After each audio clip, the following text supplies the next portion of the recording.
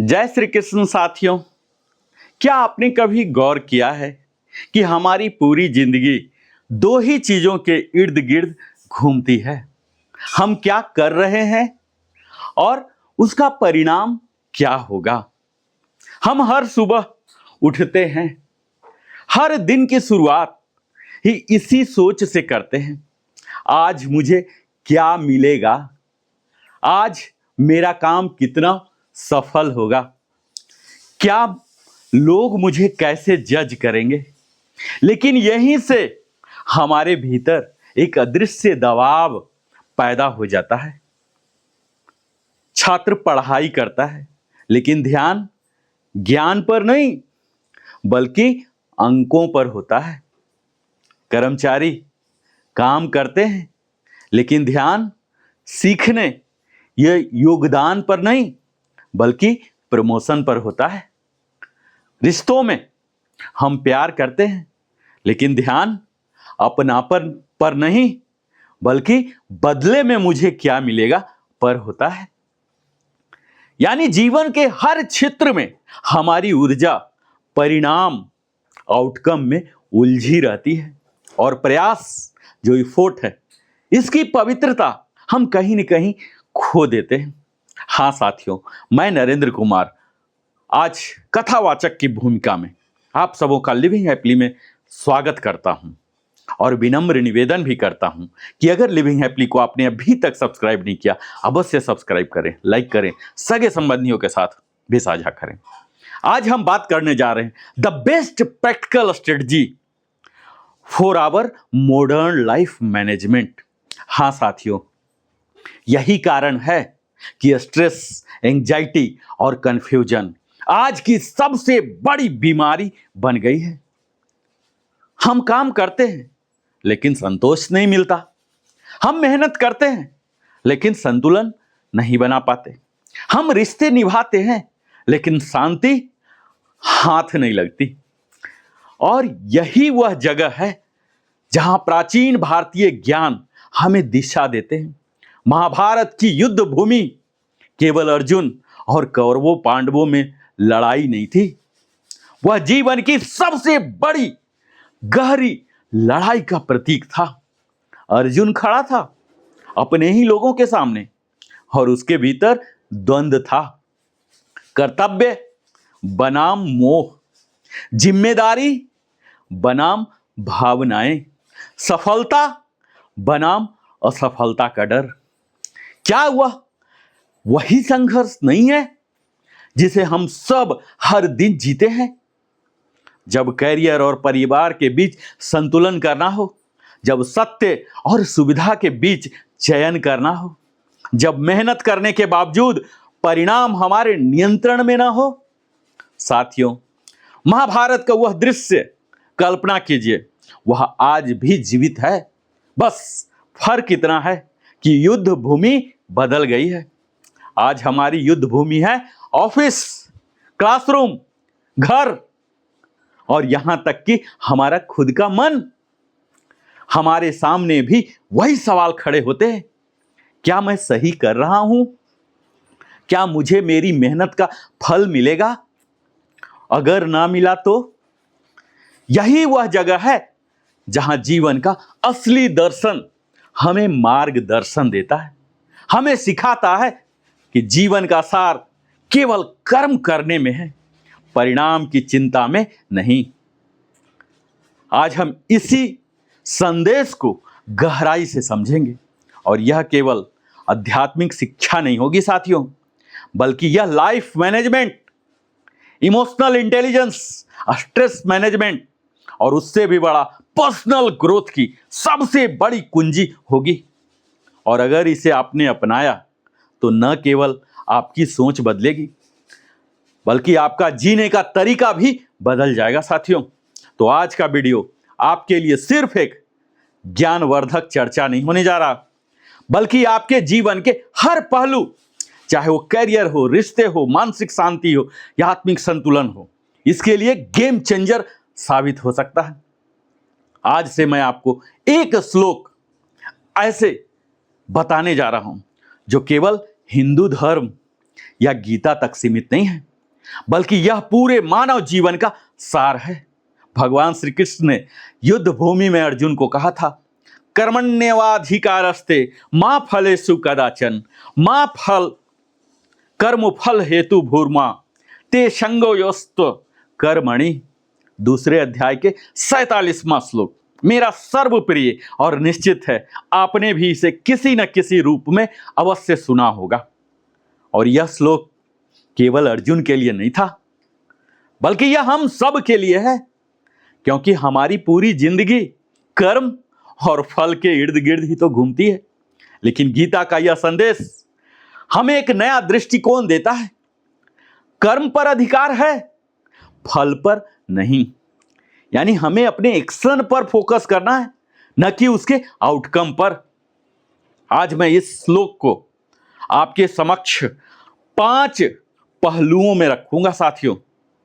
आध्यात्मिक दृष्टि से, मनोवैज्ञानिक दृष्टि से, सामाजिक दृष्टि से, व्यवसायिक दृष्टि से और जीवन दर्शन के फिलोसफिकल व्यू भी रखूंगा। तो आइए मैं वीडियो की शुरुआत करता हूं।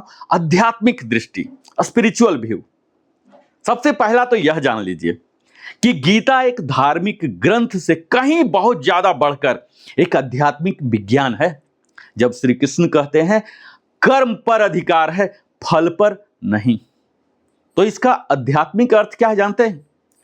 हर इंसान अपने कर्म का करता है, लेकिन परिणाम तय करने वाली शक्ति ईश्वर या प्रकृति है।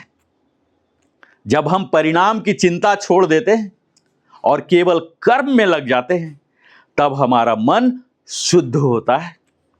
यही निष्काम कर्म, सेल्फलेस एक्शन कहलाता है। रामायण आपने अवश्य सुना होगा, उसका एक छोटा सा संदर्भ देता हूं। हनुमान जी ने समुद्र लांघते समय यह नहीं सोचा अगर मैं सफल ना हुआ तो क्या होगा, समुद्र में गिर गया तो क्या होगा। उन्होंने केवल अपना कर्तव्य समझा और छलांग लगा दी। फल अपने आप मिला, सीता माता की खोज सफल हुआ। जब हम हर कर्म को ईश्वर को अर्पण कर देते हैं, तो परिणाम चाहे जैसा हो, हमें शांति मिलती है। यही भक्ति योग और कर्म योग का संगम है।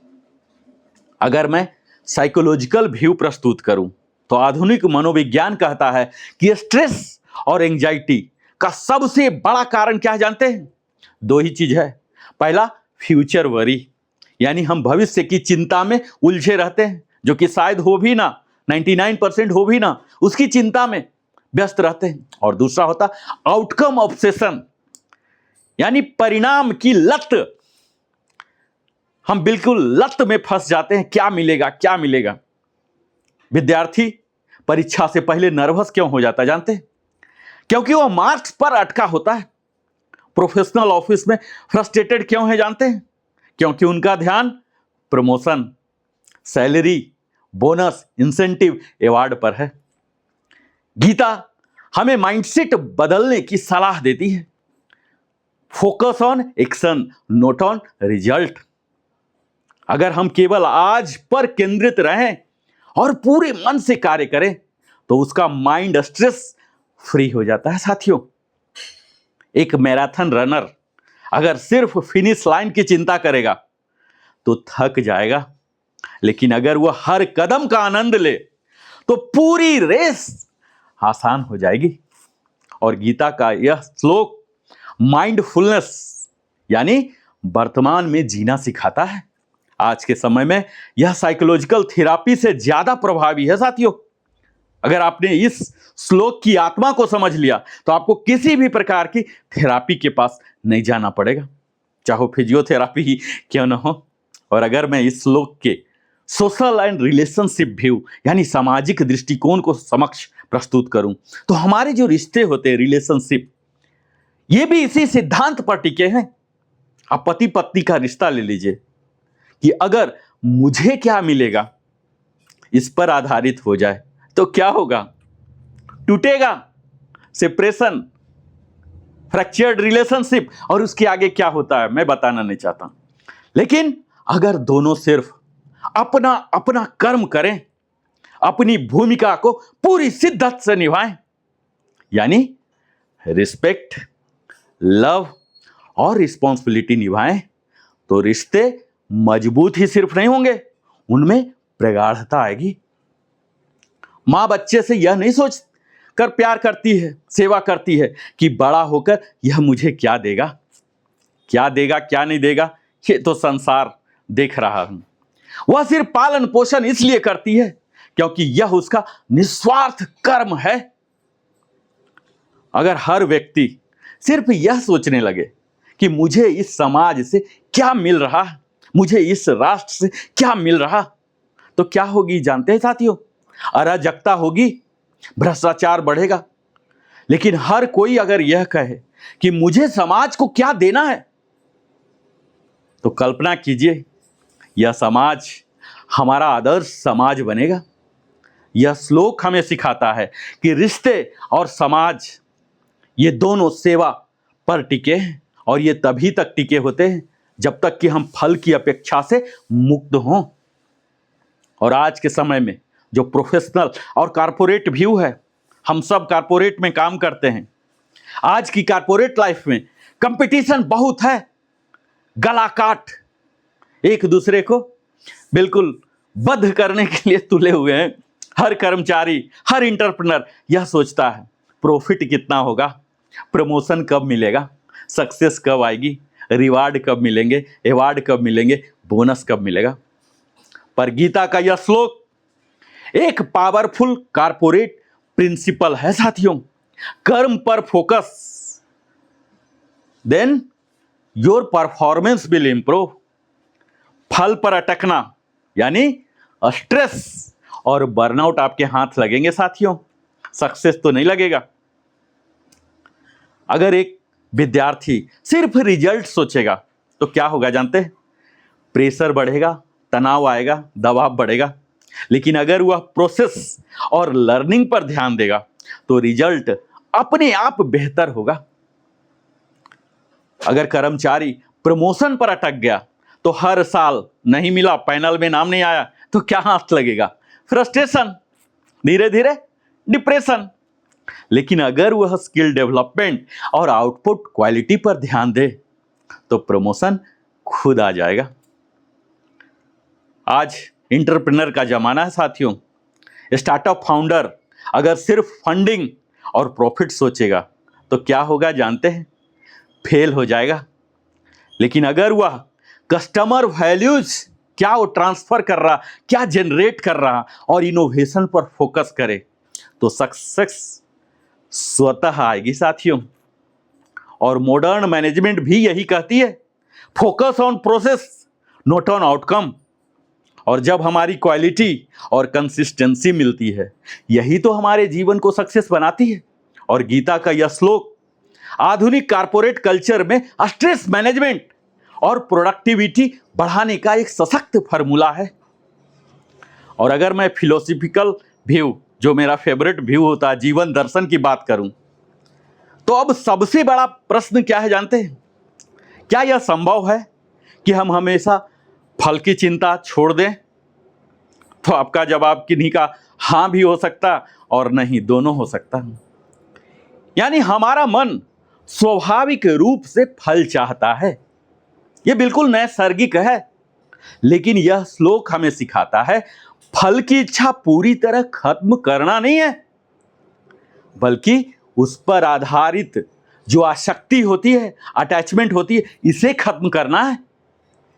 एग्जाम की तैयारी कीजिए, रिजल्ट की चिंता मत कीजिए। बिजनेस चलाइए, प्रॉफिट आएगा तो अच्छा, नहीं तो नया प्रयास करेंगे। रिश्ते निभाइए, अगर बदले में रिस्पेक्ट मिले तो बढ़िया, नहीं तो भी आपने अपना धर्म तो निभा ही दिया ना।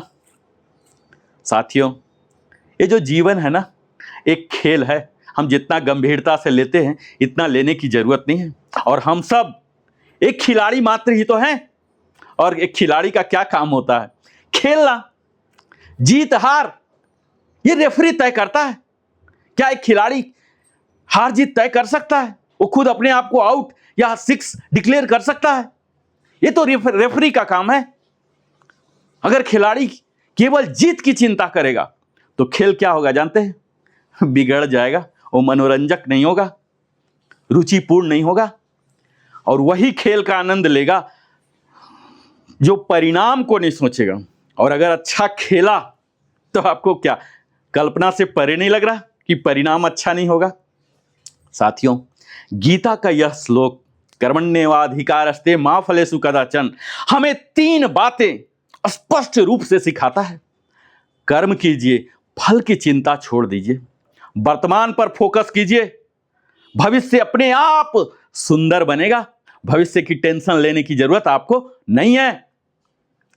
और तीसरी बात जो है, निस्वार्थ भाव से काम करना ही सच्चा योग है। और अगर हम इस तीनों सिद्धांत को जीवन में उतार लें तो साथियों, तो स्ट्रेस, एंजाइटी, डिप्रेशन हमारे दूर दूर तक कहीं नहीं भटकेगी। हम और ज्यादा खुश, शांतिपूर्ण और प्रोडक्टिव बनेंगे।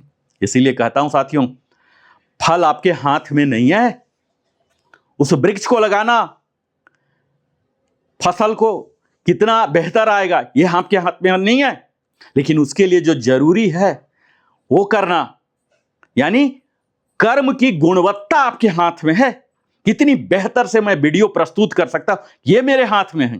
कितने लोग देखते हैं, कितने लोग सब्सक्राइब करते, कमेंट करते, ये मेरे हाथ में नहीं है। मेरे हाथ में सिर्फ यही है साथियों कि मैं बेहतर से बेहतर कंटेंट बनाऊं, आपको प्रस्तुत करूं। आप कितने लाभान्वित होते हैं ये मेरे बस की बात नहीं है।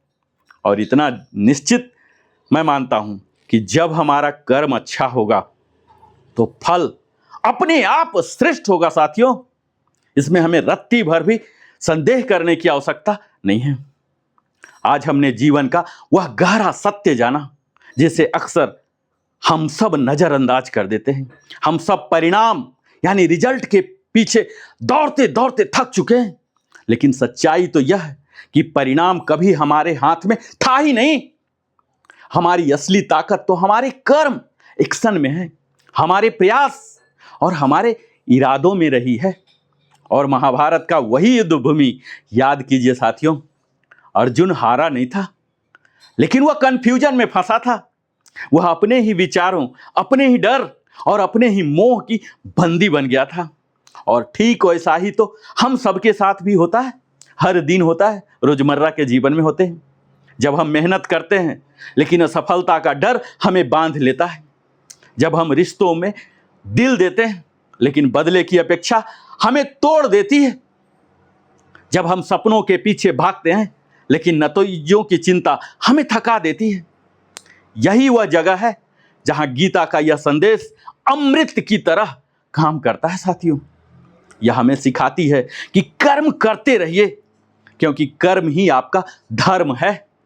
परिणाम की चिंता छोड़िए, क्योंकि वह किसी बड़े हाथ में है साथियों।